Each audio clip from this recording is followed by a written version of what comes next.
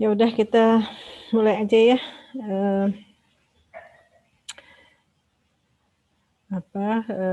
Mungkin yang lain menyusul ya. Sudah 31. Oke, sudah isi presensi ya. Oke, kita mulai saja. Assalamualaikum warahmatullahi wabarakatuh. Waalaikumsalam, Bu. Waalaikumsalam warahmatullahi wabarakatuh. Oke, untuk pengenalan awal ya, saya akan mulai dengan Anda lihat video dulu ya. Ini adalah video tentang pengolahan minyak kedelai ya, soybean oil extraction ya. Karena dia sudah industri kapasitas besar, nah nanti Anda bisa lihat bahwa sistemnya selalu pipe by pipe ya, atau tube by tube, dari pipa satu ke pipa berikutnya ya. Sebentar belum di ini. Share sound. Nah, sambil kita menunggu teman, sudah 32. Semoga menyusul sebentar lagi. Sudah terlihat share saya? Gambar share-nya? Sudah, Ibu. Oke, coba perhatikan. Karena ini saya berikan sebagai pancingan dulu ya. Pancingan bahwa kan kita akan berbicara tentang minyak lemak hari ini. Nah, ini adalah ekstraksi minyak by solvent ya, dengan pelarut yang dalam skala industri besar ya, agar Anda dapat gambaran dalam mengekstraksi minyak itu apa saja kegiatannya, walaupun di sini adalah pipa, dari pipa satu ke pipa berikutnya ya, untuk mendapatkan gambaran awal.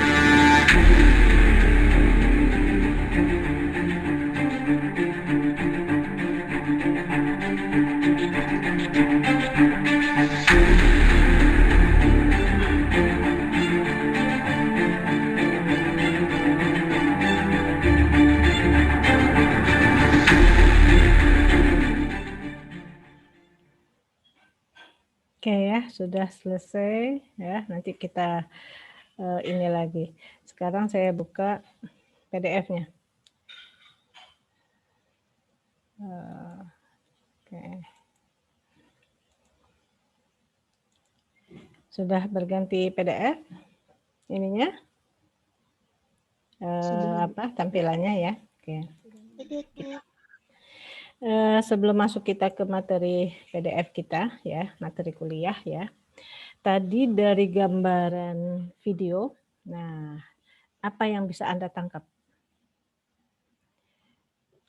Apa yang bisa Anda tangkap ininya? Karena saya sudah share, saya nggak bisa ngelihat nama mahasiswa, saya tanya lewat presensi ya. Atau ada yang mau ini dulu sendiri? Nah, kalau nggak ada saya coba panggil nih. Dela, ada Dela? Dela Auliana. Oke. Ya Dela, tadi kamu ngelihat apa itu di videonya yang bisa kamu tangkap aja dan menurut dugaanmu apa? Apa tahapannya? Atau apa yang bisa kamu lihat itu kira-kira itu ngapain di proses yang terlihat di video tadi?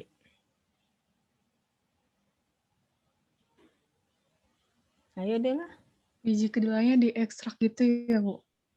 Ya, diekstrak. Yang bagaimana? Kira-kira yang gambaran videonya yang seperti apa?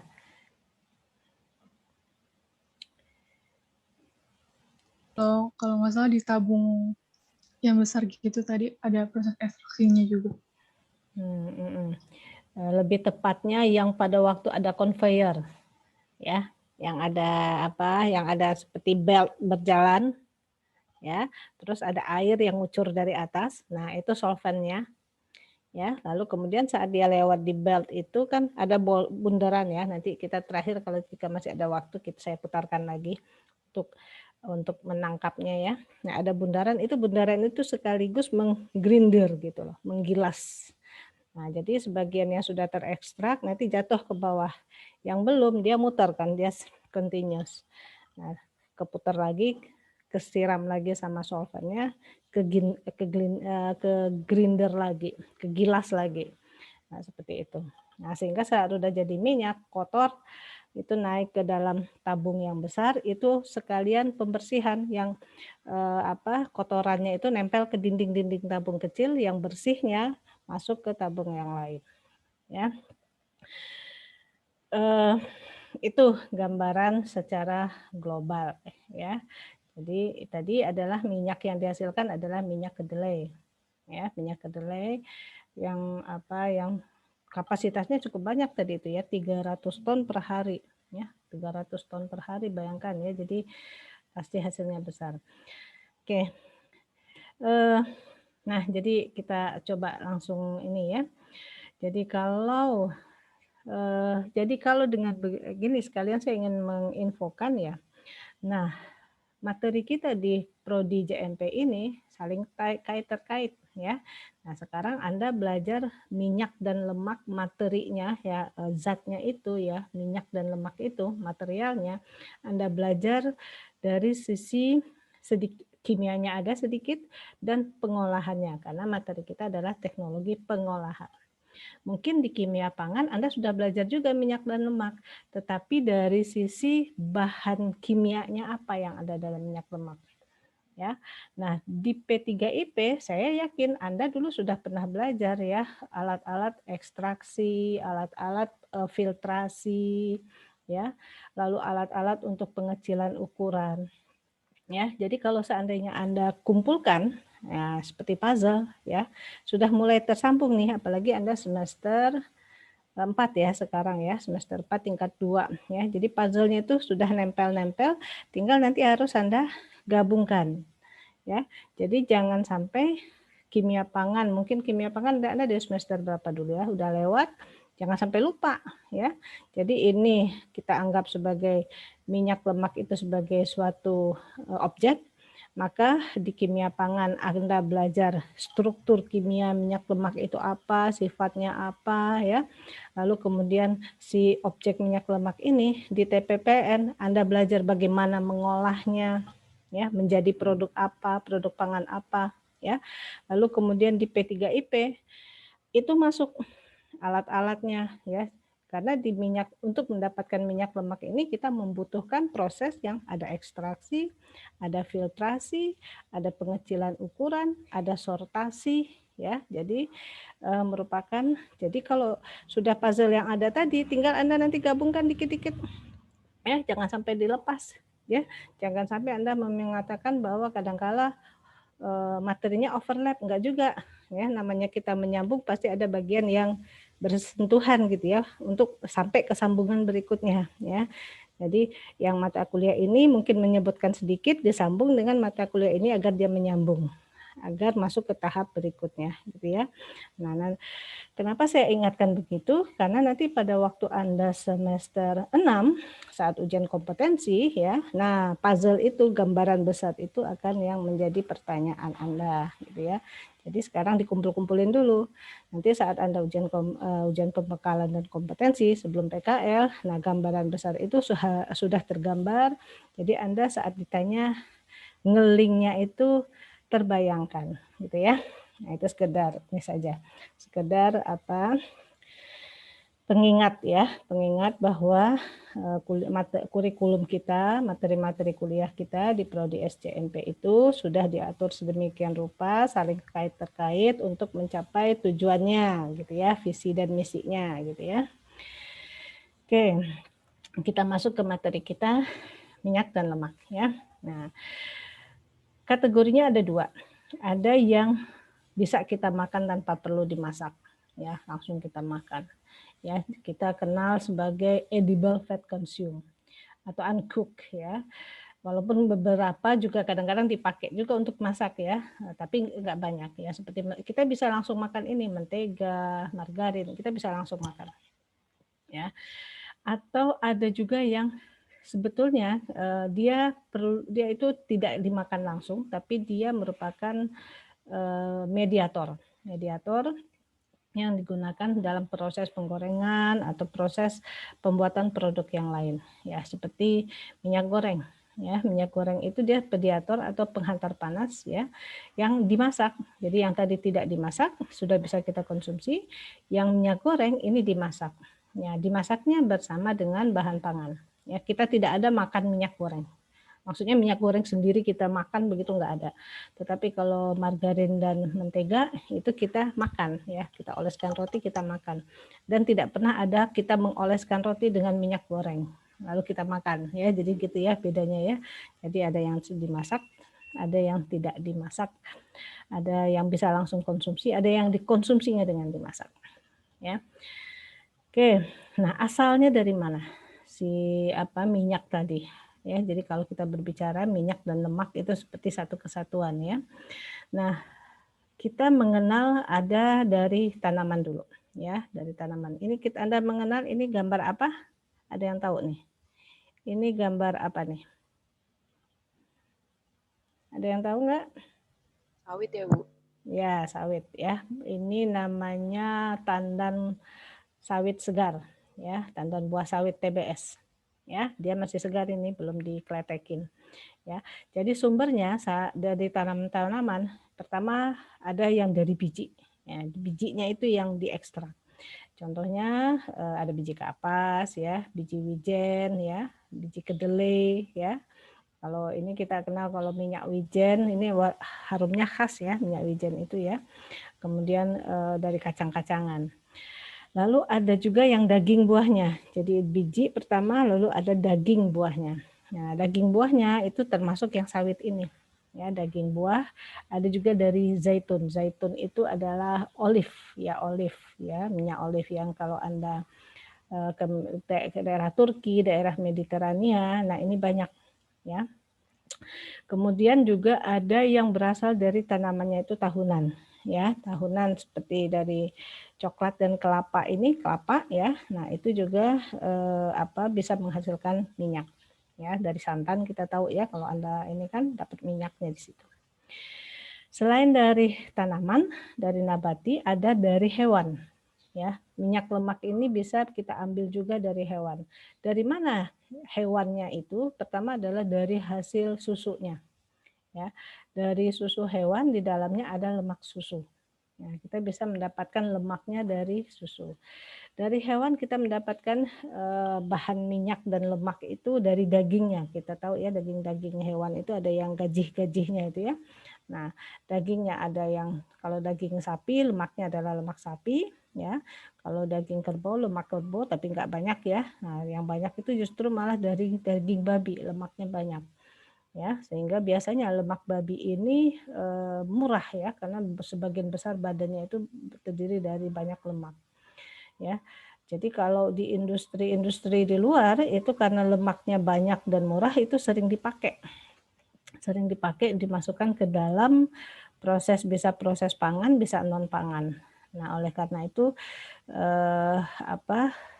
kalau kita yang muslim, kalau kita mengkonsumsi produk pangan, nah harus hati-hati ya. Jadi amannya kita pilih produk pangan yang sudah ada sertifikasi halalnya. Kenapa? Karena lemak yang digunakan itu bisa jadi, apalagi kalau produk-produknya impor gitu ya, itu bisa jadi berasal dari lemak babi dan turunannya. Karena memang ini penghasil lemak yang banyak itu ya dari babi, sehingga harganya murah. Jadi disukai oleh industri gitu ya. Oke, sumbernya berasal dari, selain itu apalagi? Dari hasil laut banyak ya, dari hasil. Jadi lemak yang kita peroleh dari hasil laut itu terutama ikan-ikan yang berada di air dingin gitu ya. Nah, kemudian atau berada di laut dalam ya, seperti ini. Sarden ya, kemudian lemak ikan paus ya, dan seterusnya ya. Nah, sekarang antara lemak dan minyak dan lemak yang berasal dari hewan dan berasal dari tumbuhan ya, itu punya nama sendiri ya. Kalau dari nabati kita mengenalnya namanya fitosterol ya. Kalau dari hewani kita mengenalnya dengan kolesterol ya. Jadi kalau nabati ini dia kandungannya adalah fitosterol. Kalau hewani kandungannya kolesterol.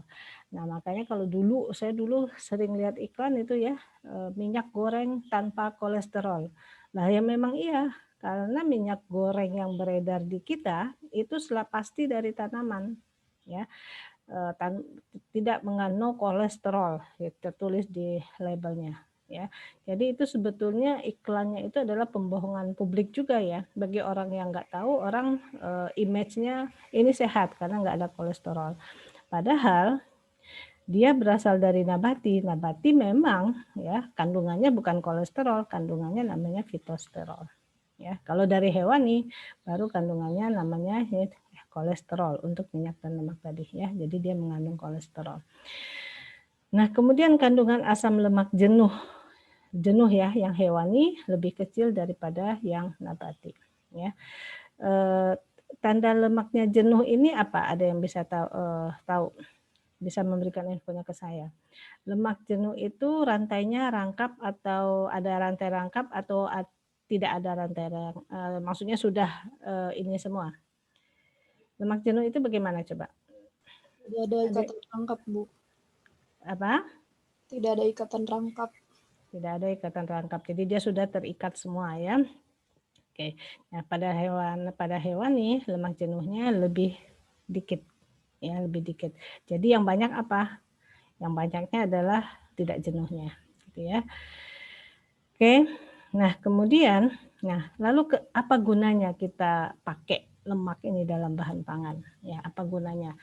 Ada ya, Anda kalau makan bakso, kalau nggak ada gajinya bilang kurang gurih. Ya, kita biasa gitu ya. Terus makan iga, mau yang ada lemak-lemaknya sedikit. Kalau dagingnya banyak gitu kok kayaknya kurang enaknya. Karena memang itu fungsinya ya. Dia memperbaiki performance dan struktur fisik. Ya. Lalu kemudian dia memberikan rasa gurih, ada rasa gurih. Nah, pastinya juga dia menambahkan nilai gizi dan kalori ya. Kalorinya cukup tinggi juga ya. Lemak berapa nilai kalorinya? Berapa KKL?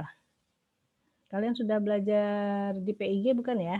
9, Bu. 9, Bu. 9 ya, cukup besar ya, 9 ya. Nah, jadi dia memang menambahkan nilai gizi dan kalori. Nah, kemarin itu ada yang pas mungkin Anda sudah pernah udah praktikum atau belum ya?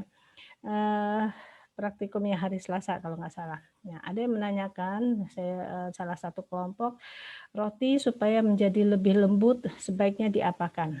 Nah, salah satunya ini tadi ya, menambahkan lemak ke dalam adonannya. Jadi lemaknya bisa dalam bentuk butter, bisa dalam bentuk margarin. Ya, butter dari hewan ya, bisa bentuk margarin ya, bisa bentuk butter. Nah, itu dia akan memberikan kita tekstur yang lembut, moist gitu ya. Nah, seperti itu. Coba Anda buat roti, satu pakai mentega atau butter, pakai mentega atau margarin, yang satu enggak. Nah, apa hasilnya? Gitu ya, pasti akan terasa. Karena ini tadi fungsinya memberikan struktur fisik-fisiknya menjadi lebih lembut ya, lebih moist. Oke. Lalu kemudian apa saja kalau kita lihat ya tadi sudah mengandung zat gizi dan kalori. Nah, dia itu sumber energi ya sebenarnya juga ya. Tadi 9 ya, 9 KKL. Ya, juga ada di dalamnya asam lemak esensial. Ya, kita perlu sebetulnya ya, walaupun tidak boleh berlebih ya. Kemudian kita membutuhkan lemak juga untuk melarutkan vitamin karena ada beberapa vitamin yang larut dalam lemak. Ya, vitamin ADK ya, ADK itu larut dalam lemak. Ya.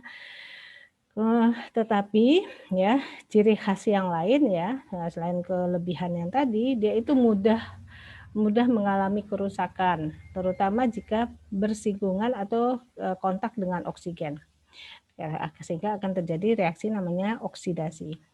Jika dia kontak dengan air, maka akan terjadi hidrolisis. Ya, efeknya apa terhadap produk pangan? Produk pangan kita tadi akan menjadi tengik. Ya, air di sini jangan dilihat sebagai air satu gelas gitu ya. Kadang-kadang uap air itu sering kan biasanya di lingkungan kita kelembaban tertentu ya, nggak kelihatan, tetapi dia lembab. Lembab itu karena banyak uap air di sekitar kita. Nah, saat kondisinya sentuh dengan minyak, itu berikatan, terjadilah hidrolisis ini dan mengakibatkan reaksi berikutnya adalah si produk pangan kita tadi mulai berubah ya akibat terjadinya ikatan mereka, lalu mulai terasa tengik ya. Oke, dan ini tadi ya seperti saya bilang ya, dia memiliki sifat fungsional sebagai pengempuk. Jadi kalau kita masukkan ke dalam roti, ke dalam cake gitu ya, dia jadi lebih moist, lembut gitu ya, terasa lembut. Lalu memperbaiki cita rasa, ya ada rasa gurih-gurihnya gitu ya, gurih-gurih agak asin-asin gitu ya, dan bisa sebagai pembentuk emulsi. Ya. Nah kemudian selain itu ya sifatnya juga dipengaruhi oleh komposisi asam lemaknya daripada si minyak dan lemak tadi. Ya. Nah dan lemak itu bentuknya kurang lebih seperti ini ya, bulat-bulat begini ya. Jadi ada fat globulnya nih ya, globulanya ada. Nah, jadi Anda bisa bayangkan ya, kalau orang-orang seumuran saya ya, orang tua Anda ya, kalau kita masih kebanyakan makan lemak, ini globula-globula lemak ini masuk dalam pembuluh darah ya, pembuluh darah kita tuh sementaranya halus sekali ya, kecil sekali ya, halus. Nah, bisa dibayangkan ya, ini bisa menumpuk, menimbulkan plak di pembuluh darah tadi. Ya, plak tadi sedikit demi sedikit lama-lama menjadi banyak. Nah, jadi penumpukan. Makanya banyak penyakit bisa hipertensi ya. Jalan saluran darahnya kan menjadi sempit sehingga aliran darahnya menjadi susah. Sehingga naiklah tensinya menjadi hipertensi, bisa stroke gitu ya. Jadi kita lemak walaupun dia bermanfaat tapi kita harus hati-hati dalam mengkonsumsi ya. Nah, kemudian asam lemak dan minyak tadi tersusun dari trigliserida ya. Ini kayaknya Anda sudah belajar di kimia pangan ya. Saya tidak akan terlalu menekankan ke sini ya, tapi Anda diingatkan saja ya. Ini gambaran trigliserida yang ada pada suatu minyak, gambaran umum ya. Polanya ya, pola bakunya trigliserida itu seperti ini. Ya. Nah, sekarang kita lihat pertanaman sebagai penghasil dari minyak dan lemak. Nah, Yang paling banyak penghasilnya sebenarnya dari minyak ini adalah sawit. Nah, kenapa saya bilang sawit ini yang paling produktif di antara sumber bahan minyak yang lain? Ya, kita lihat dia umur buahnya, umur pohonnya ini bisa panen cepat, relatif cepat ya, tidak sampai lebih dari 5 tahun. Jadi 3 tahun setelah ditanam, dia besar, dia itu sudah mulai berbuah, sudah mulai menghasilkan. Ya. Lalu kemudian buahnya jika juga masaknya cepat, ya nggak lama. Ya, Anda lihat tadi ya warnanya tadi ada yang merah-merah jingga, agak kehitaman, ini udah matang. Ya, nah kalau tandanya buah masak ya sudah mulai jatuh ya, seperti buah pada umumnya ya. Nah buah yang masak itu akan menghasilkan kadar minyak yang maksimal ya, yang bisa kita dapatkan. Nah produktivitasnya cukup tinggi ya, bisa menghasilkan 20 sampai 25 ton TBS, tandan buah segar. Nah, ini yang Anda lihat di sini, ini habis dipanen tandan buah segarnya. Dari satu pohon ini bisa ada beberapa gantungan tandan buah segar, ya, sebesar-besar ini. Ya, nah tandan buah segar ini di dalamnya ada yang kecil-kecil ini. Nah, inilah yang akan diolah menjadi minyak. Ya, yang kecil-kecilnya yang berondolan kecil. Nah, kemudian tandan buah segar ini kalau diolah dia akan menjadi CPO. CPO itu crude palm oil. Ya, crude palm oil. Jadi masih kasar ya. Oil yang masih kasar, yang warnanya masih hitam gitu ya, tidak seperti Anda bayangkan seperti bimoli ya, masih hitam. Tidak hitam juga ya, hitam agak orange gitu ya. Kemudian juga bahan terlarutnya tidak terlalu bersih juga, sehingga dia dikenal sebagai crude. Ya, crude palm oil. Nah, bagaimana mendapatkannya? Nah, mendapatkannya dia dikukus dulu. Jadi satu gembongan ini ditaruh dalam tangki besar, dipanaskan ya, dikukus ya. Setelah proses pengukusan lalu dirontokkan. Nah, sehingga bulir-bulirnya yang kecil-kecil yang nempel-nempel di bongkol yang besar ini lepas, dirontokkan. Lalu kemudian dipres. Presnya melalui screw press. Jadi seperti tadi yang gambaran tadi ya, ada ulir-ulir sambil dia jalan, itu sambil ditekan ya. Jadi ada yang menggesek di bawah, ada menggesek di atas ya. Itu sambil ngepres sampai menggesek di ujung depan. Nah, sambil dipres. Nah, nanti setelah dipres kan hasilnya keluar tuh, minyaknya keluar gitu ya. Nah, itu masih kotor. Ya, masih kotor, lalu dilakukanlah sentrifugasi. Ya, Anda ingat prinsip kerja sentrifugasi, diputar dengan kecepatan RPM yang tinggi ya. Nanti bahan yang padat yang bermassa lebih besar itu akan mengendap ke bawah. Bahan yang lebih ringan akan ada di atas ya. Kadang-kadang bahan yang kasar-kasar, yang benda-benda asing yang masih lebih besar mengendap, yang lebih halus kadang-kadang masih ada di suspensinya itu. Ya, tapi sudah terpisah antara yang berat dengan yang ringan. Nah, yang diambil adalah yang cairan yang di atas. Ya, jadi sudah sekaligus dipisahkan, tetapi belum difiltrasi. Jadi di dalam sedimen masih ada bahan-bahan terlarut yang masih kecil ataupun molekul-molekul yang masih kecil ada di dalam minyak itu. Makanya masih kotor. Jadi kita kenal sebagai crude palm oil. Berapa rendemennya? Sekitar 20% dari tandan buah segar. Ya, 20% CPO ini. Ya. Nah, Indonesia sebetulnya penghasil minyak sawit terbesar Indonesia. Kenapa? Karena kita lahannya lebih luas dari dari punya Malaysia, kan dikenal sebagai Malaysia juga ya. Kita punya lahan yang besar, tapi punya side effect negatif juga ya, karena orang-orang tak bertanggung jawab justru membuka lahannya dengan dibakar dan sebagainya ya. Nah, si brondolan tadi, nah ini Anda lihat ini brondolan tadi ya, ini adalah yang biji sawit ya. Nah, dia bisa berasal dari mesokarp. Mesokarp itu ini yang sabutnya. Nah, ya, jadi mesokarp ya, itu kalau kita ambil sendiri ya, kita ambil sendiri mesokarpnya itu, lalu kita press ya, kita ambil minyaknya, itu ternyata minyak yang berasal dari mesokarp ini ada kandungannya sampai 28 dan 29% ini. Ya, jadi benar-benar kalau ini kan masih menyatu nih ya. Nah, kita pilahkan misalkan bagian intinya kita keluarkan, bagian mesokapnya kita pisahkan, lalu kita press. Nah, ternyata di mesokap ini sendiri menghasilkan minyak sekitar 28 sampai 29%. Ya. Hasilnya seperti apa jika mesokap ini yang kita press nih minyaknya warnanya jingga-jingga seperti ini. Ya. Nah, jingga gini. Yang sering kita kenal sebagai crude palm oil tadi. Nah, kemudian jika bijinya ini kita keluarkan, bijinya saja, nih hasilnya ini seperti ini yang hitam, ya. Lalu kita press tadi, ternyata dia menghasilkan minyak sampai antara 47 sampai 57% dari bijinya ini, ya. Warnanya hasilnya lebih putih. Nah, ini kita kenal dengan namanya ya palm kernel oil, ya, palm kernel oil. Lebih putih, ya. Oke. Nah, di dalam CPO tadi, ya hasil yang CPO tadi, ya 94%-nya adalah trigliserida, ya 3-5%-nya asam lemak bebas, ya. Lalu ada karoten, ada tokoferol, ada sterol, ya. Jadi memang kandungan kayak karoten, tokoferol, sterol ini sedikit ya, tetapi itu ada di dalam bahan ini. Nah, CPO itu terdiri dari 2 fraksi ya, ada yang bagian padat ini yang di bawah ya namanya stearin ya, dan ada yang cair olein ya di sini. Ya, jadi kalau dibiarkan dia akan terbagi 2 ya, yang padat dan yang cair. Nah, kalau kita bandingkan ya asam lemak, jadi antara CPO dan PKO, yang CPO dari meso tadi, yang PKO dari bijinya, biji yang hitam-hitam tadi yang dikeluarkan, itu kita bandingkan asam lemaknya apa saja yang ada di dalamnya. Nah, ini Anda bisa lihat ya, asam lemaknya CPO mengandung palmitat yang paling banyak dan oleat. Kalau PKO paling banyak adalah laureat ya. Jadi mirip-mirip ya, oleat, palmitat, laureat ya.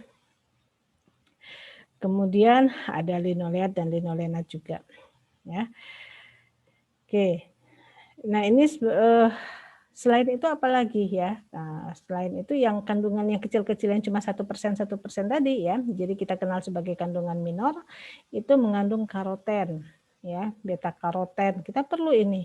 Tokoferol, vitamin E kita perlu ya. Jadi walaupun dia jadi di dalam bahan tadi ya lemak. Jadi walaupun dia sebetulnya dikonsumsi berlebih nggak boleh, kita tetap butuh. Kenapa? Karena ada bahan-bahan yang memang masih kita perlukan di dalamnya ya. Dan untuk palm oil, nah ini ya palm oil ya dari minyak sawit tadi ya, Anda bisa lihat ini ya, ini macam-macam ya, dari coconut oil, olive oil ya, dari jagung, minyak jagung. Yang dari palm oil ternyata paling banyak ya, cukup banyak ya menghasilkan tokoferol dan tokotrienol atau vitamin E-nya yang di dalam si minyak sawit tadi. Makanya kalau Anda lihat di kemasannya minyak goreng, Bimoli, Vilma, mengandung vitamin D, mengandung vitamin E. Nah, ya memang iya gitu ya. Cuma itulah fungsinya marketing. Kenapa? Ya dieksplisitkan ya, eksplisitkan. Jadi orang kita butuh vitamin E, kita butuh vitamin D. Kalau Anda belajar, ya Anda tahu memang iya di dalamnya memang iya mengandung itu gitu kan, tidak perlu dieksplisitkan ditulis di label.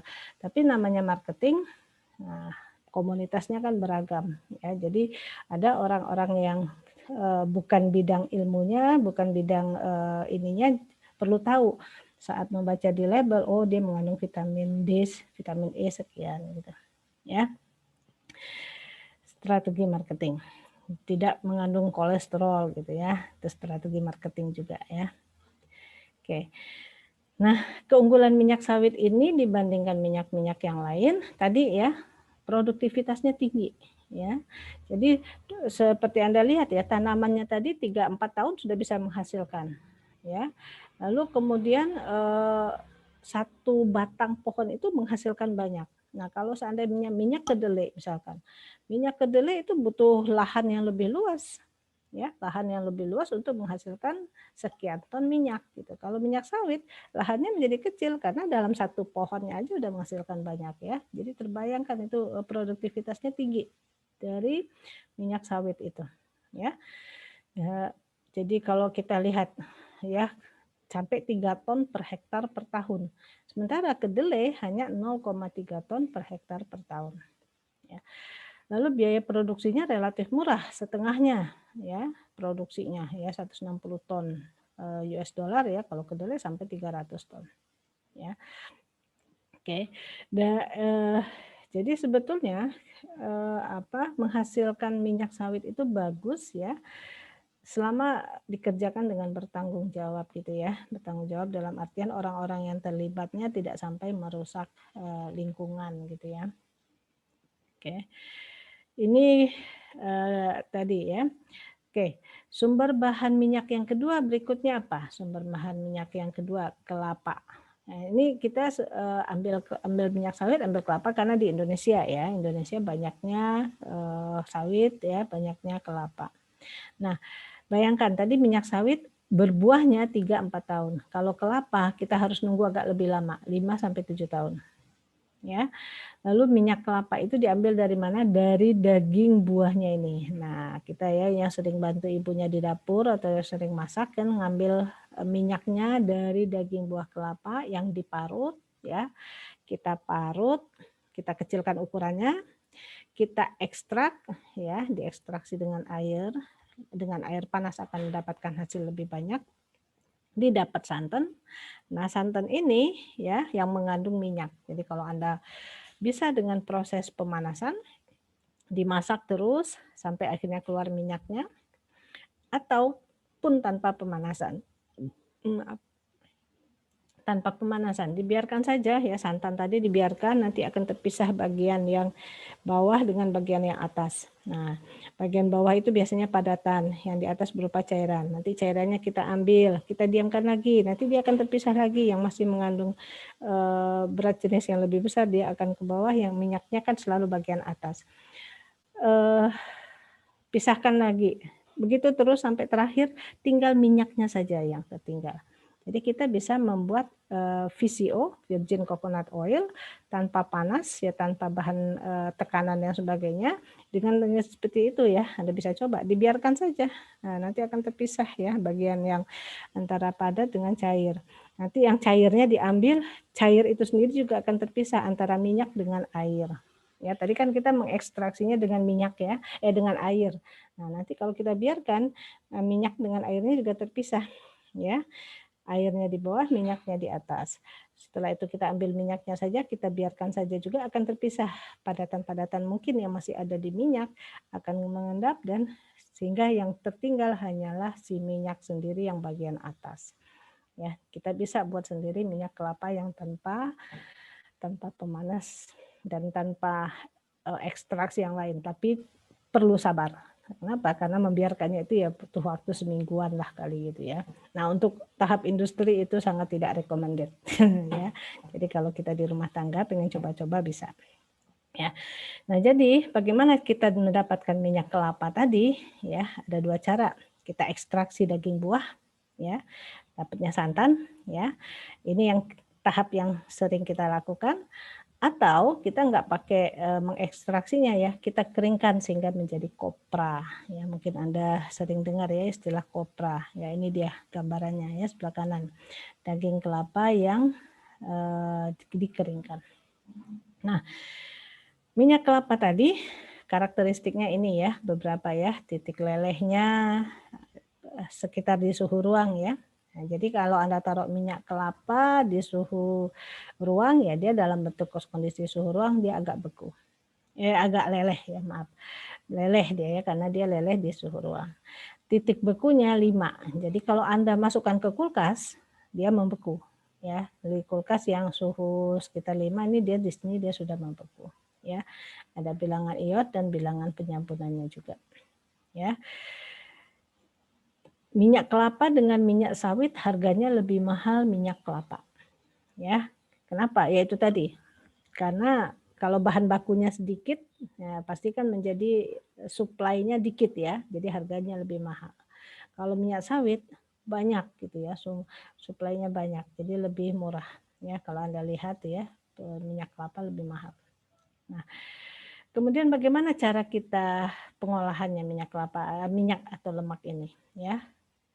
Oke, pertama itu yang tadi ya, dengan pressing ya, atau dengan ekstraksi pelarut. Ya. Lalu kita ambil dulu ya, kita dari bahan baku kita press gitu ya, kita press ya, bisa pastinya dengan press di awal ya, karena itu untuk mengeluarkan minyaknya ya, dengan cara rendering, pressing, dan atau dengan ekstraksi pelarut.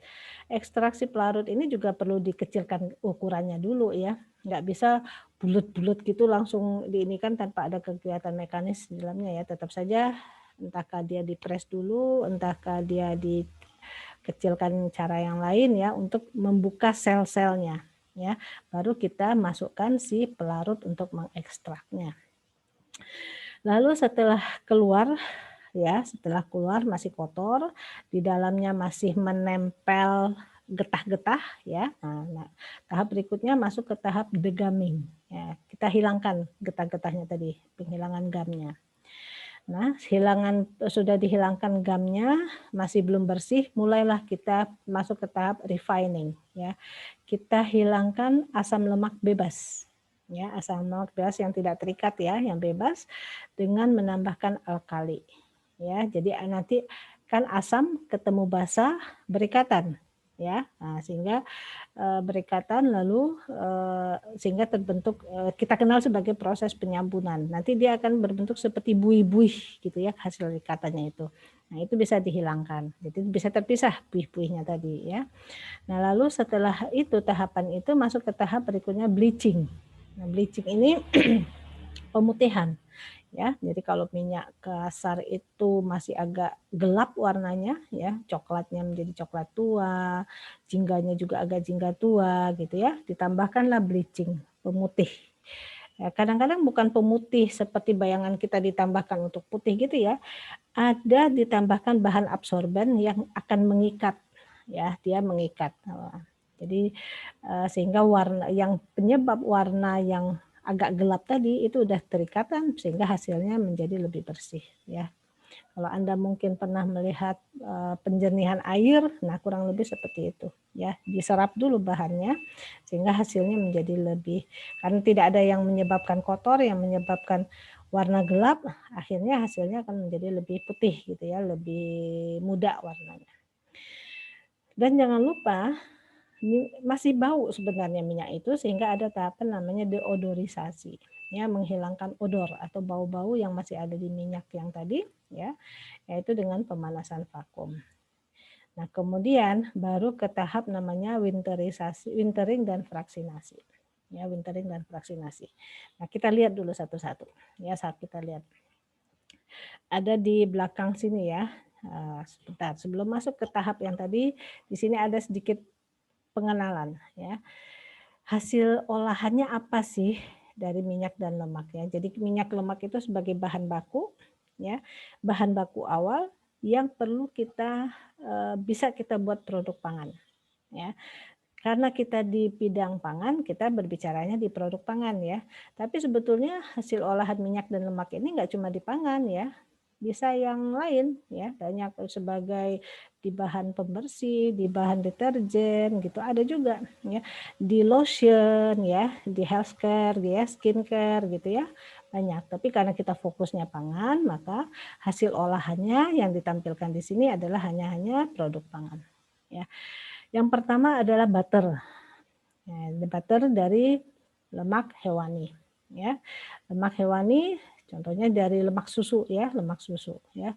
Anda sudah belajar di TPPH ya, saya sudah lihat Anda belajar TPPH sudah buat mentega ya. Kemudian lemak susunya di dalam dalam butter ini lemak susunya minimal 80%. Jadi banyak lemaknya ya. Jadi jangan banyak-banyak makan butter karena dia mengandung lemaknya minimal 80%. Dia merupakan emulsi water in oil. Water in oil. Ya, sekarang saya mau tanya, water in oil. Fase terdispersinya apa? Yang menjadi terdispersi? Water atau oil? Water. Water, Bu. Pendispersinya? Oil. Oil Bu. ya. Ya, pendispersi oil, water adalah terdispersi. Kemudian kita dalam mengolahnya bisa tambahkan garam. Jadi kalau Anda sering ke swalayan yang agak besar ya, itu ada salted butter gitu ya, ada unsalted, itu tergantung jumlah garam yang ditambahkan. Ada yang warnanya putih, ada warnanya agak kuning, ada warnanya agak pucat biasa. Nah, itu tergantung warna yang ditambahkan. Lalu kemudian kalau ini dari hewan. Kalau dari tumbuhan, kita mengenal produk hasil olahannya adalah margarin. Ya, jadi yang dari lemak nabati kita kenal namanya margarin. Tapi ada juga sebetulnya margarinnya dicampur dengan lemak hewan. Ya, ada, tapi tidak semua. Oleh karena itu makanya kayak Blue Band margarin itu ada sertifikat. Itulah letaknya sertifikasi halal itu di situ ya. Karena kadangkala di proses pengolahan produk pangan itu sudah bercampur gitu loh. Dalam bayangan kita margarin itu adalah pastinya nabati, tapi ternyata tidak. Kadangkala ada juga sudah dicampurkan dari lemak hewani. Nah, kalau lemak hewaninya dari sapi yang sudah bisa halal ya. Tapi kalau lemak hewaninya dari babi, nah itu yang menjadi tidak halal gitu ya. Jadi proses tapi secara global, secara garis besar margarin itu dari lemak nabati, ya. Walaupun ada yang campuran tapi sedikit sekali persentasenya. Minimum juga mengandung 80% lemak. Ya, emulsinya sama water and oil, ya. Kadang-kala masih malah ditambahkan emulsifier juga dalam ininya, ya. Nah, ada juga kadang-kadang fortifikasi, ditambahkan vitamin A, tambahkan vitamin D ya. Jadi iklannya margarin Blue Band itu ya, nah sering ya, zaman saya dulu kecil-kecil tuh sering lihat itu anak kecil makan roti, olesan margarinnya tebal banget gitu ya. Lalu dimakan itu saja, lalu kemudian iklannya mengandung vitamin supaya tulang kuat, nah gitu ya, supaya matanya terang. Nah, itu karena dia vitamin A dan D-nya sudah ditambahkan, difortifikasikan, ditambahkan ke dalam itu. Ya, itu strategi pemasaran dan bentuk diferensiasi produk untuk persaingan ya dengan produk-produk yang sejenis. Malah kadang-kadang ada tambah flavor ya, jadi rasanya seperti enak gitu. Oke, lalu apalagi hasil olahan yang kita dapatkan dari kita menggunakan minyak dan lemak atau lemak ini adalah shortening. Nah, shortening ini dari lemak nabati atau juga dengan campuran. Dia lebih berlemak lagi, dia lebih berlemak, 100% lemak. Ya, kalau tadi masih 80%. Ya, seringnya dipakai di mana? Itu produk-produk bakery. Ya, jadi kalau Anda makan produk bakery yang berlapis-lapis itu, kok saya jadi lupa ya namanya ya. Patisserie ya, produk-produk patisserie itu ya. Nah, Anda makan croissant ya, kalau Anda pernah, kalau tulisannya kan croissant ya. Tapi kalau orang Perancis kan ngomongnya croissant. Nah, itu Anda bisa merasakan itu dia sangat berlemak itu dibandingkan kita makan roti biasa. Ya. Nah, itu karena ada shortening ini ya. Jadi shortening ini karena kandungan lemaknya memang tinggi sekali ya, sampai 100%. Titik cairnya lebih tinggi dari margarin. Nah, titik cair lebih tinggi dari margarin. Ya, artinya dia untuk mencairkannya dia butuh suhu lebih tinggi. Ya, mencairkan dia. Jadi dia padat. Kalau kita letakkan di suhu ruang dia padat. Ya. Dapat ditambahkan emulsifier dan dapat ditambahkan flavor. Nah, dari tadi nyebut-nyebut emulsifier ya, saya coba tanya. Emulsifier ini apa ya? Ada yang bisa menjawab? Apakah emulsifier itu? Ayo, volunteer. Kalau enggak saya panggil nih. Arvin, ada Arvin? Arvin. Halo, Arvin. Arvin nggak ada, absensinya ada. Ayo. Cindy, ada Cindy? Cindy? Halo? Ini saya masih ada nggak sih? Ada, Bu. Oke. Masih, Bu. Oke, Ibu. Arvin berarti nggak ada ya? Arvin nggak ada, saya ditinggal. Cindy nggak ada juga. Cindy hadir itu, Bu. Ada suaranya tapi kecil sekali, Bu. Oh gitu, nggak ketangkap saya, nggak dengar ya. Oke, Diana ada, Diana Rahmawati. Hadir, Bu. Diana, oke coba Diana, emulsifier apa ya Diana? Emulsifier itu pengemosi buat pengemosi, Bu, Untuk mengemulsikan apa dengan apa? mengemulsikan lemak, Bu. Dengan? Ya, mengemulsikan lemak ya. Dengan, biasanya dengan apa nih? Dengan air, Air, Bu. Bu. Dengan air, Bu. Dengan air, ya. Jadi kalau nanti seandainya si shortening ini kan namanya kita membuat produk bakery ya, mungkin nanti kita tidak hanya menggunakan si lemak saja ya, ada ditambahkan susu. Ya, ada ditambahkan mungkin kalau nggak susu ya air sedikit ya, namanya tepung kan untuk supaya mengkaliskannya itu kan tidak bisa dari bahan-bahan yang kering saja, ditambahkan susu. Nah, di dalam susu ada air, kandungan airnya. Nah, kalau kita pakai shortening, kita pakai margarin, kita pakai susu. Nah, si margarin dan shortening ini kan sudah lemak nih. Susu ini air. Nah, dia perlu pencampuran, perlu diemulsikan supaya emulsinya menjadi stabil. Tidak di saat sudah dia membentuk emulsi itu nggak terpisah lagi ya, makanya sering disisipkan emulsifier ini atau ditambahkan emulsifier di dalam mungkin shorteningnya atau mungkin di dalam margarinnya tadi ya, sehingga hasil adonan yang dihasilkan tadi benar-benar teremulsi dengan baik ya, tidak terpisah ya. Ada yang bisa lebih menjelaskan nggak kenapa bisa dia mengikat antara si air dengan si lemak tadi? Kan lemak dan airnya nggak pernah bisa nyampur ya. Ada apa yang di dalam emulsifier tadi? Ada yang bisa menjelaskan ke saya? Fadila, coba. Ya, kenapa? Ada apa dia di dalamnya? Di dalam. Halo? Tadi yang mau jawab siapa? Nah, saya, Bu. Ada gugus itu, Bu. Jadi yang satu air, yang satu lagi bisa ngikat lemak. Jadi teremulsi. Yang bisa mengikat air di kepala atau di ekor?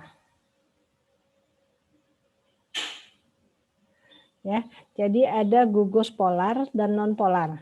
Ya, jadi kalau ada gambarannya itu ya seperti kepala dan ekor. Ya, gugus polarnya adalah yang di kepala, gugus non polarnya adalah yang di ekor. Yang berikat dengan air yang mana? Yang kepala, yang polar. Yang di ekor apa? Yang non polar.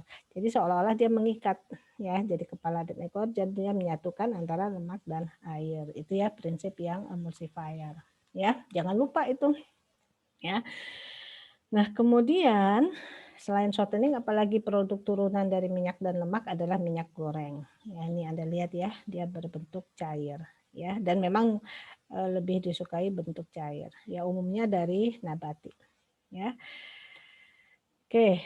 Selain yang tadi, ternyata berkembang ya kesininya banyak mayones itu juga dari olahan hasil minyak dan lemak ya.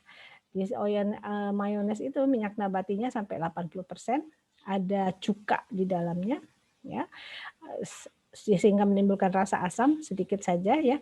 Ada kuning telur. Nah, kuning telur, di dalam kuning telur ada lecitin. Lecitin itu adalah sebagai emulsifier alami ya. Karena emulsifier nanti Anda akan kenal ada yang dari bahan alami, ada yang dibuat ya. Nah, dari kuning telur, nah ini ada lecitin, dia sekaligus sebagai emulsifier. Jadi dia nanti akan menyatukan nih minyak dan si cuka, sehingga makanya mayones bentuknya menjadi kompak kayak gini ya, suspensi emulsinya kompak, ya, tidak terpisah gitu ya. Lalu kemudian bisa ditambahkan rasa ya, jadi Anda bisa merasakan mayones itu ada rasa asinnya ya karena ditambahkan garam, gula ya, ada juga pedas ya, spicy gitu ya. Nah, itu yang untuk mayones. Nah, si mayones ini kalau tadi adalah water in oil, kalau mayones adalah oil in water. Ya, oil in water. Nah, kalau Anda selain mayones lebih kental. Nah, kalau salad dressing, nah seperti gambar ini lebih encer. Ini sering juga ditambahkan di salad-salad buah, salad sayur ya. Nah, lebih encer. Kenapa? Kandungan minyaknya juga lebih sedikit. Kalau ini lebih banyak sehingga hasilnya lebih kental. Ya, nabatinya lebih sedikit ya, sampai cuma maksimal 50%. Kadang-kala ditambahkan pati untuk supaya dia kental, dikit seperti gini teksturnya. Ya, ditambahkan kuning telur dan seterusnya. Ya. Nah, kalau Anda ingin diet dalam artian ingin mengecilkan berat badan. Nah, kalau lalu hanya makan salad buah dan salad sayur, tetapi dengan menggunakan mayones dan salad dressing yang banyak, itu menjadi gagal usaha pengurusannya, gitu ya. Jadi karena apa? Karena itu tadi ya, dia kandungan lemaknya cukup tinggi. Ya, jadi makannya sedikit saja, jangan terlalu banyak mayones dan salad dressing yang dipakai. Ya.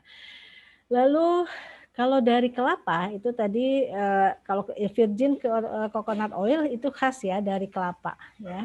Namanya kan VCO ya, virgin coconut ya dari kelapa ya, oil. Dia merupakan minyak kelapa murni ya. Ya, ini ya seperti saya ceritakan tadi ya, kita bisa membuatnya dari ekstraksi santan tadi, kita biarkan saja ya sampai akhirnya terpisah. Tapi memang ya proses yang saya ceritakan tadi lama ya, tidak kalau untuk skala industri nggak bisa ini kan, dan rendemennya kecil ya. Anda mungkin sekilo kelapa parut Anda buat mungkin hasilnya minyak yang didapat adalah seperempatnya malah mungkin kurang ya.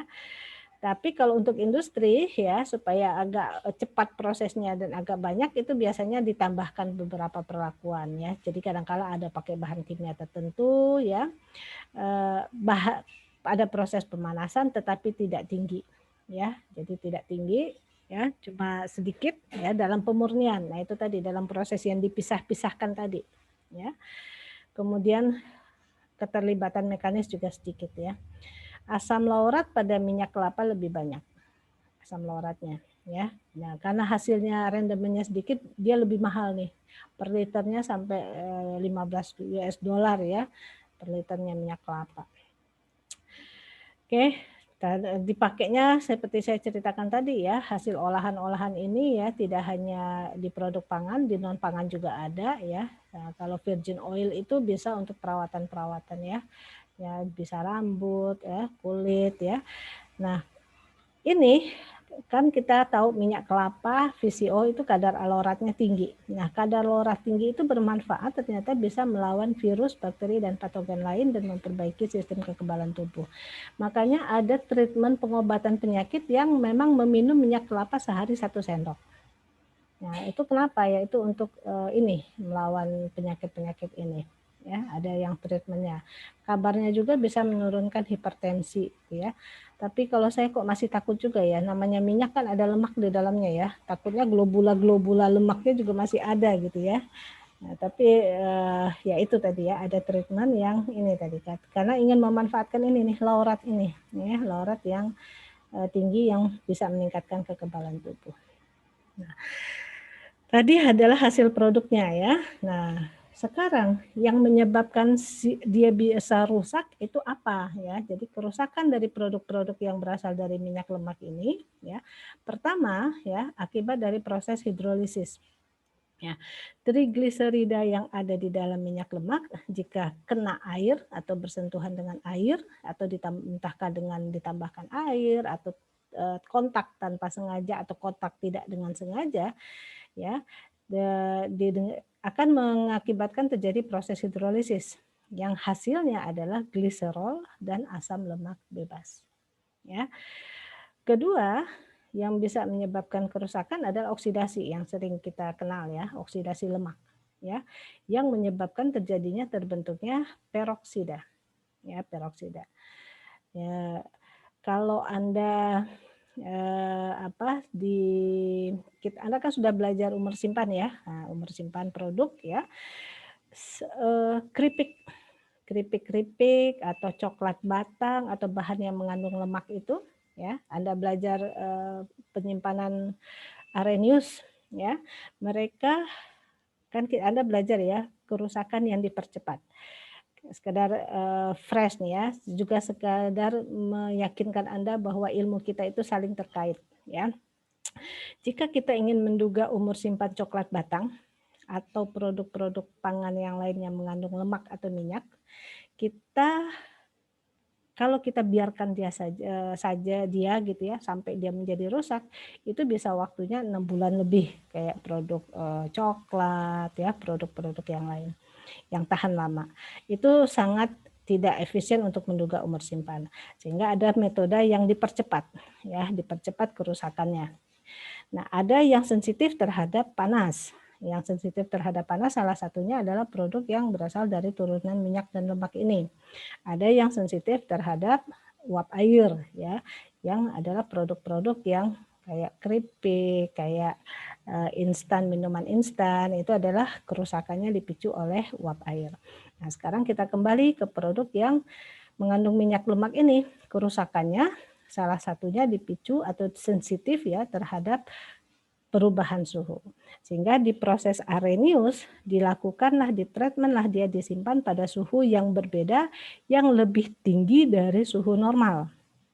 Ya, jadi kalau suhu normalnya 27 biasanya supaya dia cepat rusak, kita taruhlah dia di suhu lebih tinggi. Ada suhu 30, 35, 45, 55 sehingga dia cepat rusak. Ya. Nah, lalu batasan dia rusaknya saat kritisnya adalah saat dia sudah mulai ditolak rasanya oleh konsumen. Jadi kita sebagai konsumen tahu, saat kita mencicip ini rasanya udah nggak enak dan kita nggak mau nerima.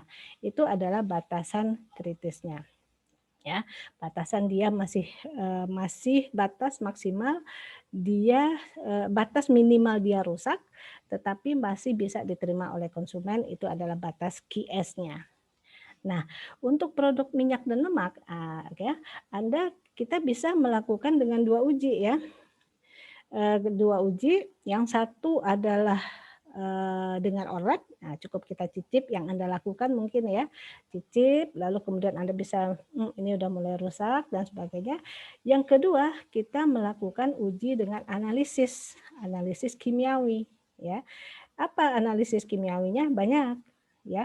Bisa kita uji dari asam lemak bebas, persen FFA yang terbentuk, bisa juga kita mengujinya dengan bilangan peroksida, berapa bilangan peroksida yang terbentuk. Jadi dari dia mulai rusaknya itu FFA-nya ada berapa persen. Dari dia rusak itu bilangan peroksidanya ada berapa persen. Nah, kenapa kita bisa uji dari situ? Nah, ini dia hasilnya ya. Karena proses itu jika dia berikatan dengan air, dia akan melepaskan asam lemak bebas ini. Nah, ini jika dia sudah mulai terbentuk, berarti kita ininya udah mulai rusak. Jika peroksida dia oksidasi, yang terbentuk adalah peroksida ini. Nah, jadi yang kita ukur adalah berapa persen peroksida yang terbentuk saat dia mulai rusak. Ya, ini uji yang lain. Ya, jadi kalau Anda latihan soal adalah uji ORLAB, ya.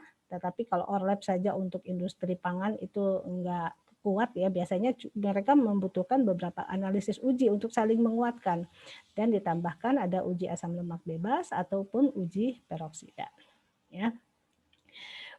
Oke, itu sebagai tambahan untuk cerita di asam lemak bebas dan peroksida ini. Oke ya. Nah, sekarang kita lihat nih globalnya ya. Globalnya pengolahan minyak dan lemak ya. Jadi dari ekstraksi, kemudian pas di ekstrak awal itu masih kotor ya, masih ada campuran, lalu tahapan kepenjernihan, sudah dijernihkan kadang-kadang ada bahan terlarutnya yang sangat halus sekali gitu yang nggak bisa hilang gitu ya, tahapan kepemucatan. Nah, setelah dipucatan ini bisa terbagi ya, ada yang cukup dihilangkan diodorisasi saja, jadi minyak yang dihasilkan itu hanya dihilangkan odornya, sudah pucat dan tidak bau. Ada yang tahapannya agak masih lebih lama ya, dihidrogenisasi, dipucatkan, dihilangkan baunya, diplasticizing. Atau ada juga lagi yang tahapan di winterisasi, odorisasi, interesterifikasi, dan dimurnikan lagi. Nah, beda-beda tahapan ini menghasilkan produk minyak yang berbeda. Ya, makin banyak tahapan yang dilakukan, makin mahal pastinya. Makin singkat tahapan, makin murah, dan kualitasnya juga makin agak lebih kasar. Makanya kalau Anda lihat dengan iklan, ada 2 kali penyaringan gitu ya, bisa nih minum. Nah itu tergantung dari tahapan ini ya, tahapan-tahapan yang dilakukannya ya. Jadi makin banyak tahapan, ya hasilnya memang lebih halus ya, lebih bersih gitu ya. Oke, kita lihat dulu tahapan-tahapan tadi ya dari ekstraksi ya. Oke, ekstraksi ya. Kita mendapatkan minyak tadi langsung dari bahan baku. Jadi masih awal ya. Jadi kalau butiran sawit dari masih berondol-berondolan tadi ya. Kemudian itu dari bahan baku. Nah, caranya ada rendering, ada cara basah dan cara kering ya. Lalu kemudian setelah itu dipres ya. Ada yang dengan dipres ya, screw press tadi melewati uliran-uliran sambil dipres. Ada yang pelarut, ekstraksi pelarut ya. Nah, ekstraksi pelarut ini yang tadi yang video kita tadi itu ekstraksi dengan solvent, ekstraksi pelarut ya. Nah, kalau wet rendering itu seperti apa? Nah, ini bahan masuk ke dalam kettle, wadah ya, ada pengaduknya karena memang tetap butuh pengaduk ya. Dan ditambahkan air. Nah, tambahkan air dan dipanaskan sampai 50 pakai tekanan sampai waktu tertentu ya. Jadi kettle diaduk tanpa air dengan panas ya, dengan tekanan ya. Tekanan itu akibatnya mengeluarkan minyak ya. Tekanan itu kan tekanan yang diberikan itu mengeluarkan minyak. Nah, dengan waktu tertentu sehingga hasilnya nanti terpisah ya. Yang minyak akan setelah dia keluar dia naik ke bagian atas ya. Kalau dry rendering nggak pakai air. Nah, kalau dry kering ya, cukup kettle dengan pengaduk, tetapi suhunya lebih tinggi ya. Ini suhunya cuma 50, ini suhunya lebih tinggi ya. Kemudian sama seperti tadi dengan panas ya, terekstrak gitu ya. Lalu kemudian minyaknya akan naik ke bagian atas, ampasnya bagian di bawah. Lalu kemudian tahapan berikutnya itu dari yang rendering tadi ya. Nah, lalu kan hasilnya kan belum optimal itu biasanya ya. Nah, ada juga yang di press. Nah, press ini pastinya dengan tekanan yang kuat ya. Ada yang hidrolik, ditekan saja, ada yang berulir ya. Oke, tahapannya itu bagaimana caranya ya. Jadi bahan biji-bijian tadi yang mengandung minyak yaitu dikecilkan dulu ukurannya ya, dirajang gitu ya, lalu digiling ya, di grinder gitu ya, lalu kemudian sehingga dia sudah sel-selnya itu udah pecah gitu ya, dia sel-sel di dalam biji, sel-sel di dalam bahannya itu udah pecah, lalu lalu ditambahkan pemanasan ya, sehingga pemanasan ini biasanya mengeluarkan air yang masih ada ya, dalam bahan pangan itu pasti selalu ada air ya. Jadi proses pemanasan ini mengeluarkan airnya keluar sudah mulai kan minyak nggak biasa, minyak suhunya lebih tinggi ya untuk mengeluarkan ya. Jadi pemanasan ini makanya pemanasannya ada yang nggak terlalu tinggi, ada yang sampai 100-an. Nah, setelah airnya keluar dipres sehingga keluarlah minyak ya. Sisanya menjadi ampas ya, hasil presan tadi ya, ada ampas, ada minyak. Kalau ekstraksi dengan pelarut ya, kita menggunakan pelarut ya, jadi melarutkan minyak ya dalam pelarut minyak ya, lalu pelarutnya dipisahkan ya. Jadi si minyak kita menggunakan pelarut yang bisa melarutkan minyak ya. Apa yang sering digunakan umumnya pelarut organik ya, petroleum ether, benzen, heksan gitu ya, itu pelarut organik. Kalau Anda belajar uji kadar lemak gitu ya, nah ini pakai pelarut organik ini ya. Nah, jadi dalam ekstraksi pelarut kita menggunakan pelarut yang bisa melarutkan minyak tadi. Lalu kemudian baru dipisahkan. Oke, lalu berikutnya apalagi tahapannya adalah pemurnian. Nah, sudah diekstrak kan keluar tuh ya. Nah, tapi masih kasar. Artinya warnanya masih gelap ya, masih bahan asingnya masih banyak ya. Baunya juga masih alami ya. Jadi yang belum tentu disukai ya. Jadi diperlukan caranya untuk menghilangkan bau ya. Bau dan rasa-rasa yang enggak enak itu dihilangkan. Warnanya yang tadinya gelap ya, itu ingin dihilangkan ya. Jadi dengan hilang bau ya, warnanya menjadi juga lebih bagus ya. Bahan-bahan asing juga sudah dihilangkan ya dalam pemurnian, otomatis umur simpan si produk menjadi lebih panjang. Nah, apa saja yang diperlukan di tahap pemurnian ini ya? Ada yang memisahkan kotoran, kemudian jadi tahap awalnya kan tadi masih crude ya, masih di dalamnya cuma dipres aja kan berarti di dalamnya masih ada sisa-sisa ampas yang enggak kehilang, bahan-bahan yang benda-benda asing masih ada. Lalu di tahap awal pemurnian itu dipisahkan dulu itu kotoran-kotoran tadi yang masih ada. Ya. Lalu kemudian dinetralkan, yang masih ada asam lemak bebas, dinetralkan dulu, diikat ya.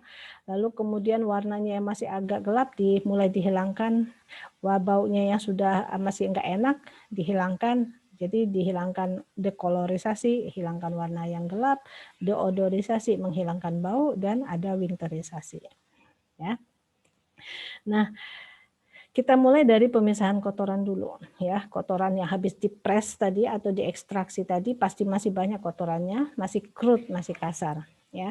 Terdiri dari apa saja kotorannya? Pertama adalah kotoran yang tidak larut minyak. Nah, ini yang tidak larut minyak ya, yang masih kasar tapi nggak larut minyak. Contohnya partikel jaringan. Jadi ada sisa-sisa serpihan sisa-sisa serpihan, mungkin serpihan kulitnya, serpihan biji ya, partikel-partikel jaringan, atau mungkin juga ada lendir-lendir dari getah-getahnya gitu ya. Nah, bagaimana cara memisahkannya supaya ini bisa hilang? Kadang bisa cukup diendapkan saja. Jadi dibiarkan saja minyak itu sehingga yang berat akan berada di bawah mengendap. Ya, cukup diendapkan saja. Tapi itu proses itu enggak efektif ya. Jadi kadang-kadang habis diendapkan yang di atas masuk ke dalam penyaringan. Jadi kalau kita lihat di industri itu suka ada tank-tanknya berdekatan, tank pengendapan, setelah masuk lewat dari tank pengendapan, dia masuk ke tahap berikutnya, tank yang untuk penyaringan. Nah ya, penyaringan ini adalah menyaringkan yang bahan-bahan yang enggak lewat tadi, yang enggak lewat yang enggak masuk di pengendapan, masuk ke saringan. Ya. Setelah disaring, ternyata masih ada bahan-bahan yang sangat halus yang sudah enggak lewat maksudnya enggak terpisah dari penyaringan, masuk ke tahap sentrifuge ya. Di sentrifuge dipisahkan sehingga yang bahan-bahan yang lebih kecil yang masih berada di dalam larutan minyak tadi itu bisa mengendap ke bawah, minyaknya lebih bersih ya. Saya harap Anda pernah melakukan sentrifuge ya, atau udah keburu kena lockdown. Sudah pernah, Bu. Sudah pernah ya, jadi kebayang ya sentrifuge ya. Kita waktunya sebentar lagi ya. Ya, saya cepetin. Oke, lalu kemudian ini adalah bahan kotoran yang tidak larut, yang kita bisa lihat dengan mata. Nah, tetapi ada kotoran yang masuk ke suspensi ya, di dalam ininya itu ada dia. Jadi dia seperti kalau kita lihat itu seperti melayang-layang gitu ya. Tapi dia nggak cukup mengendap ya. Jadi suspensi tapi kita bisa melihat buramnya itu ada. Ya, itu berarti di si kotorannya tadi berada dalam suspensi koloid. Nah, contohnya apa saja? Ini bahan-bahan yang molekul agak tinggi ya, yang fosfolipid, karbohidrat, nitrogen. Ada yang nggak diinginkan ya. Jadi kalau tidak diinginkan ada dalam produk, dia dikeluarkan. Nah, dengan apa caranya? Bisa dengan uap panas, ya, elektrolisa, ya, ada pengendapan juga, ada sentrifuge. Nah, cuma sentrifuge di sini kecepatannya lebih tinggi daripada yang atas, ya, karena ini bahannya sudah menyatu soalnya. Seperti kalau kita membuat bahannya makin kecil, kita ingin memisahkannya itu kecepatan sentrifugenya harus lebih cepat dan butuh waktu agak sedikit lebih lama. Ya, supaya bisa memisahkannya daripada suspensi koloid. Dan ada juga yang namanya kotoran yang larut dalam minyak. Ya, kotoran. Dia kotoran tapi dia larut larut dalam minyak. Apa contohnya? ALB, asam lemak bebas. ya, dia larut dalam minyak, ada sterol ya, ada karoten ya, ini larut dalam minyak. Walaupun sebetulnya beberapa dibutuhkan ya, kalau asam lemak bebas nih kayaknya enggak ya. Tapi kalau karoten kita butuh. Ya. Jadi kalau ingin dihilangkan ya bisa ya, tergantung pakai tahapan ini. Kalau enggak dihilangkan ya enggak berarti tahapan itu enggak dilakukan ya. Jadi seperti Anda lihat tadi ya, tahapan ada 3 tadi ya, tergantung produsennya ingin menghasilkan produk yang mana nih ya. Yang ingin menghasilkan produk yang benar-benar tanpa ini ya berarti tanpa ada karoten, tanpa ada sterol, benar-benar enggak ada berarti tahapannya lebih panjang dan lebih banyak. Oke. Nah, kalau degaming tadi kan tadi saya sudah bilang ya, degaming itu kan lemak ya, bukan lemak, getah ya. Jadi kita ingin memisahkan getah itu. Bagaimana caranya ya? Satu dengan dehidratasi GAM ya. Jadi dehidratasi kan berarti diuapkan ya. Nah, dengan melakukan dengan uap panas ya sehingga GAM-nya hilang. Atau di sentrifuge juga bisa ya. Kemudian saat disentrifuge tambahkan NaCl ya. NaCl-nya menyerap air ya pada suhu tertentu. Atau dengan cara dibuat lendir yang terpisah. Jadi untuk proses degaming itu ya, masih yang untuk tahapan yang menghilangkan kotoran. Nah, dalam ini ya, dalam memisahkan kotoran ini ya, selain yang tadi ya, ini ada juga yang kita netralkan ya. Tadi ada asam lemak bebas ya, asam lemak bebas juga di situ. Nah, itu asam lemak bebas ditambahkan basa sehingga dia menjadi sabun ya. Nah, sabun yang terbentuk ini di sentrifuge ya. Saat sentrifuge biasanya kan dia agak-agak berbusa-busa begitu, itu terpisah ya. Yang ini ya, jadi yang asam lemak bebas yang masih ada di dalam tadi ya. Kita tahu, Anda bisa lihat di sini ya, asam lemak bebasnya ini adalah dia larut dalam minyak. Jadi susah menghilangkannya ya, nggak bisa cuma disaring, nggak bisa cuma di ini. Lalu bagaimana kita bisa menghilangkan dia supaya dia tidak ada dalam produk minyak kita? Ya salah satunya itu tadi ya. Tahapan berikutnya adalah tahapan yang dengan netralisasi, ditambahkan basa. Sehingga asam lemak bebas tadi berikatan dengan basa, dia menjadi sabun. Ya, hasilnya nanti minyaknya seperti agak berbusa-busa, ada kelihatan, lalu disentrifuge, terpisah, lalu terikat ya, hilang, kita hilangkan jadi lebih bersih. Lalu ada bleaching. Nah, bleaching ini yang menghilangkan warna yang enggak disukai ya. Nah, caranya dengan mana?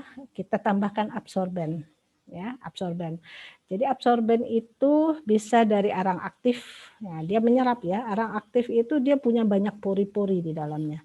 Jadi dia bisa menyerap ya, menyerap bahan-bahan yang tidak diinginkan, yang memang cocoknya apa gitu ya. Jadi absorben banyak, ada lempung aktif, tanah serap ya, ada arang. Dan sering dipakai adalah yang arang aktif ini. Ya. Kadangkala arang aktifnya ini ada yang terbuat dari macam-macam ya, ada juga dari tulang dan sebagainya ya. Oke, ini makanya kalau kembali ke cerita saya ya, kalau dari tulang, jika tulangnya tulang babi gitu-gitu ya, jadi perlu diinikan, perlu diwaspadai. Oke, lalu ada deodorisasi ya, sponsor saya lewat nih, sponsor. Deodorisasi, nah menghilangkan bau ya, menghilangkan bau ya. Lalu yang jadi terdistrak saya sama sari roti. Ini menghilangkan deodorisasi, menghilangkan rasa dan bau yang tidak enak ya. Jadi prinsipnya adalah penyulingan minyak dengan uap panas ya. Jadi kasih tekanan pada tekanan atmosfer atau tekanan vakum ya. Biasanya dilakukan di ketel deodorisasi ya. Suhu panasnya cukup tinggi ya. Jadi lalu tekanannya 1 atm ya. Jadi untuk menghilangkan bau ya. Nah, yang terakhir, yang tahapan pemurnian yang terakhir adalah winterisasi. Nah, apa itu winterisasi ya? Nah, winterisasi itu proses memisahkan bagian gliserida jenuh atau yang bertitik cair tinggi dengan triseglirida yang bertitik cair rendah. Jadi gini, produk minyak tadi, kalau belum kita lakukan winterisasi, jika belum ya, nah dia itu di dalamnya ada yang komponen punya titik cair tinggi, ada yang komponen punya titik cairnya rendah. Nah, hasilnya seperti apa? Kalau kita letakkan di suhu ruang, ada dia berbentuk cair di suhu ruang, ya. Ada yang dia berbentuk beku di suhu ruang, sehingga produk kita tadi seperti berintil-berintil, gitu ya. Ada yang titik cairnya tinggi. Nah, titik cairnya tinggi apa? Dia baru jadi cair kalau tinggi. Kalau belum tinggi, dia masih berbentuk padat. Nah, sehingga berbentuk butiran-butiran. Tapi ada yang titik cairnya rendah, misalkan di suhu ruang saja dia sudah cair, sehingga dia berbentuk cair. Nah, kalau kita tidak lakukan winterisasi, si produk minyak tadi seperti tadi, enggak semuanya cair, jadi masih ada yang bagian bekunya, ada bagian yang cairnya, ya.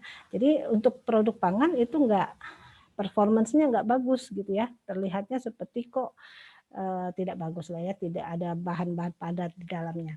Makanya dilakukanlah proses winterisasi ini. Nah, dengan diwinterisasi itu dipisahkan ya. Gliserida titik cair tingginya terpisah ya dengan pendinginan ya. Jadi terpisah antara padat dan cair. Yang padat tadi kita lihat gambarannya ya, biasanya stearin, yang fraksi cair adalah yang cair. Nah, setelah dipisah, sehingga aplikasinya bisa jelas kan, yang padat bisa dipakai untuk margarin ya, jadi dia produk sendiri, yang cair bisa dipakai untuk minyak goreng. Jadi cair sendiri. Ya udah padat sendiri, cair ya udah cair sendiri, tidak dalam posisi nyampur gitu ya. Jadi itu winterisasi ya. Jadi umumnya minyak goreng ini sudah melewati tahap winterisasi, sudah dipisahkan fraksi padatnya. Margarin juga sudah mengalami proses winterisasi, sudah dipisahkan fraksi cairnya. Makanya bentuknya selalu padat, yang minyak goreng juga selalu cair. Ya. Selain itu ada lagi proses tambahan. Tadi itu proses utama ya, ada proses tambahan dalam proses minyak. Apa itu ya? Menambah hidrogenisasi. Hidrogenisasi, hidrogen ya, ini kata kunci. Dia menambahkan hidrogen pada ikatan rangkap asam lemak. Ya, jadi tadi ikatan rangkapnya masih ada ikatan rangkapnya. Saat ditambahkan hidrogen, ikatan rangkap terpisah ya, terikat dengan hidrogen, sehingga ketidakjenuhannya menurun. Ya, nah hasil kenapa kita perlu lakukan itu ya? Nah, dia karena biasa meningkatkan titik cairnya menjadi lebih naik ya, lebih tinggi ya, dan lebih tahan terhadap oksidasi. Kenapa bisa tahan oksidasi? Yang rangkap tadi sudah berikatan dengan hidrogen. Jadi kesempatan berikatan dengan oksigennya sudah enggak ada ya. Jadi sudah dengan hidrogen. Jadi jadi tidak terjadi oksidasi lagi ya. Dan ini sering dipakai di isu lemak trans ya. Ada juga yang tambahannya adalah interesterifikasi namanya, penukaran ester ya. Jadi ditukar gugus asli antar trigliseridanya. Trigliserida tadi kan tadi ada ya, itu ditukar gugus aslinya ya. Jadi sehingga untuk membentukkan margarin atau mentega putih. Ya. Ini beberapa contoh ya produk pangan yang dari turunan minyak lemak ya, minyak goreng, margarin, shortening ya. Nah, cocoa butter substitute ini bisa dari minyak ya. Jadi cocoa butter ini mahal sebenarnya karena dia sumber bahan bakunya adalah lemak dari coklat. Sementara coklat kan nggak banyak. Sementara kita penghasil minyak dari sawitnya banyak. Nah, jadi dibuatlah cocoa butter substitute, pengganti dari cocoa butter. Sudah mulai ada ini dijual. Jadi untuk industri ya harganya lebih miring ini karena dia tidak berasal dari lemak coklat murni ya, tapi dari substitute dari turunan minyak lemak yang lain. Jadi harganya lebih miring. Oke, ini minyak makan aslinya. Oke, nah ini adalah tahap, tadi ada tahap yang saya gambar itu global ya. Nah kalau Anda ingin melihat detailnya tahapan dalam pembuatan minyak, nah ini ada di sini ya. Jadi ada defibrating ya, ada screw conveyor ya. Ini kopra yang kanan, yang kiri adalah minyak ya, minyak sawit kalau nggak salah, nggak kelihatan nih ya. Yang kanan adalah kopra ya. Cukup panjang ya tahapannya ya. Oke. Nah ini ada kurang lebih gambaran tube by tube kita tadi ya, tapi ini tidak sama ya. Ini Anda bisa lihat CPO masuk kemana, dinetralkan, disentrifuse, dinetralkan lagi ya, masuk ke tangki penyambunan ya, terus kemudian disentrifuse lagi, cuci oil ya, dan seterusnya sampai siap di packing. Ya, jadi dari hasilnya, jadi Anda mengkonsumsi minyak bimoli, minyak Vilma itu, ya maaf ya saya menyebutkan merek ya, bukan maksud iklan. Nah, makin bersih, makin jernih itu ya ini tahapan yang pemurniannya ini yang banyak. Oke, nah ini apa? Nah ini hidrogenasi yang tadi ya. Jadi ikatan asam lemak tidak jenuh tadi berikatan dengan hidrogen yang ditambahkan. Ya, sehingga dia menjadi asam lemak jenuh. Ya, biasanya dipergunakan untuk pembuatan margarin. Jadi pembuatan margarin, jadi ada tambahan lagi ya hidrogenasi dalam pembuatan margarin sehingga hasilnya lebih plastis seperti ini dan lebih tahan terhadap proses oksidasi. Ya, jadi kalau Anda menggunakan margarin itu nggak cepat tengik sebenarnya ya. Tapi kalau terbuka dan lama memang lama-lama tengik juga, tetapi tidak secepat yang produk-produk yang tidak hidrogenasi ya. Oke, ini cuma contoh pembuatan margarin ya. Anda bisa lihat ya pembuatan margarin tadi seperti apa. Ini skala industri ya. Walaupun kemudian Anda bisa kemarin di TPPH buat sendiri ya. Nah, Anda buat TPPH buat margarin dan butter ya kalau nggak salah ya. Nah, Anda bisa buat sendiri, tapi kalau tahap industri pastinya lebih banyak ya detail-detailnya. Oke. Nah, ini adalah contoh ya, ini sering pakai ya reaksi oksidasi ya. Jadi ini asam lemak. Kenapa bisa jika dia kontak dengan oksigen ya. Kontak dengan oksigen ada cahaya sebagai pendukungnya, seiring berjalannya waktu ya kena papar cahaya, dia sudah berikatan oksigen. Ada cahaya, seiring berjalannya waktu makin lama akan terbentuk peroksida. Ya, peroksidanya terbentuk. Dan inilah yang seperti cerita saya tadi dalam pendugaan umur simpan yang kita hitung tanda rusaknya itu bilangan peroksidanya sudah muncul di angka berapa. Gitu ya. Oke. Nah, beberapa minyak ditambahkan bahan antioksidan ya di situ ya. Jadi Anda bisa lihat ya. Kenapa ini? Nah, ini ada aditif pelindung minyak ya. Jadi ada tokoferol ya, BHA, BHT, TBHQ, karoten ya. Aditif-aditif yang sering ditambahkan ya. Ya, juga ada bahan antioksidan ya, juga ada ditambahkan juga. Untuk mencegah ketengikan dari produk-produk yang berasal dari minyak lemak tadi. Kalau antioksidan ditambahkan berarti yang ikatannya ya diikatkan dengan antioksidan. Jadi nggak sempat dia berikatan dengan oksigen. Sudah keburu berikat dengan oksigen. Nah sekarang ada yang reaksi polimerisasi. Kapan itu terjadi? Ya, polimerisasi itu adalah molekul-molekul minyak yang kecil, dia bergabung membentuk molekul yang lebih besar. Ya. Kenapa bisa bergabung? Karena banyak tidak jenuhnya ya. Tadi masih ada rangkap tadi ya. Nah, itu bergabung sehingga membentuk molekul yang lebih besar. Nah, ini bisa terjadi kapan ya? Saat kalau kita menggoreng makanan pakai metode deep frying. Nah, itu bisa terjadi gitu. Nah, apalagi yang bisa mempercepat reaksi polimerisasi ya? Menggorengnya pada suhu yang sangat tinggi. Ya, ini sampai 176. Lalu menggorengnya ada oksigen saat menggoreng, atau dengan minyak kualitas rendah, atau waktu pemanasannya yang terlalu lama. Nah, jadi waktu panasnya lama, minyaknya rendah, suhunya tinggi, dan terbuka, ya, tidak vakum ya, ada oksigen. Nah, apa hasilnya? Ya, kekentalannya meningkat. Jadi kalau Anda lihat udah makin kental itu berarti itu sudah terjadi polimerisasi di minyak goreng tadi. Ya, peningkatan kental viskositas ya. Penurunan bilangan iot dan kerusakan pada minyak. Jadi gorengan abang-abang yang Anda lihat di pinggir jalan itu kayak itu udah berkali-kali mungkin. Panasnya juga sudah tinggi, kena udara dan lebih kental. Nah, itu berarti sudah terjadi polimerisasi di minyak gorengnya tadi. Oke, sampai di sini. Adakah yang mau ditanyakan? Oh, udah 8:41. Udah kelewat 1 menit. Ada Haikal? Belum Bu dari saya Bu. Oh, belum. Oke.